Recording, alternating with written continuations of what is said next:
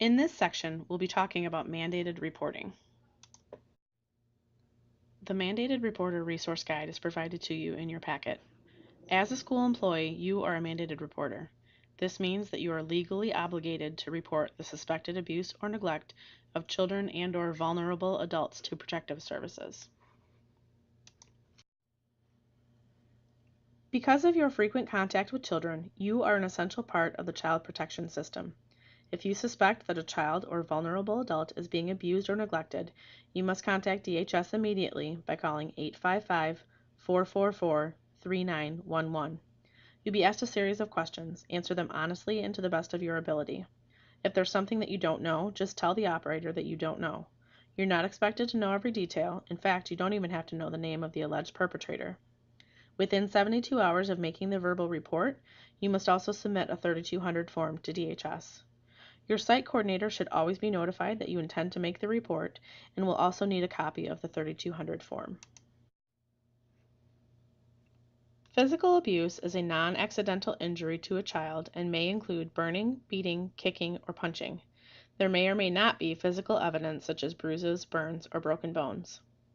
Sexual abuse is defined as any intentional touching or contact that can be construed as being for the purpose of sexual arousal or gratification, sexual penetration, or accosting, soliciting, or enticing a child to commit or attempt to commit a sexual act. Child maltreatment involves cruelty or suffering that a reasonable person would recognize as excessive. Examples might include locking a child in a closet as a means of punishment, or making a child wear a sign to school that he wets the bed.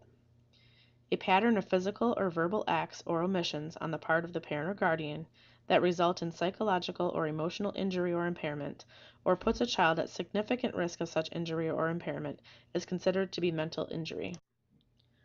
Neglect encompasses physical neglect, which includes but is not limited to failure to provide or attempt to provide the child with food, clothes, and shelter necessary to sustain life. Failure to protect, which is knowingly allowing another person to abuse or neglect the child without taking appropriate measures to stop the abuse. Improper supervision, which is placing the child in or failing to remove the child from a situation that requires judgment or actions beyond the child's level of maturity, mental ability, and/or physical condition. Abandonment, which is leaving a child without obtaining an agreement to assume care for the child. And medical neglect, which is failure to seek, obtain, or follow through with necessary medical care for a child. Some issues are not CPS issues. Rather, they should be viewed as opportunities to educate the family.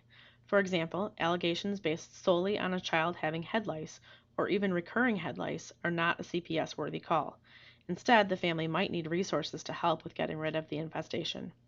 Another common question is whether or not a parent's refusal to provide behavior-altering medications, such as Ritalin, are a reason to call CPS. The answer to this question is no. Please take a minute to sign the Student Abuse and Neglect document in your packet.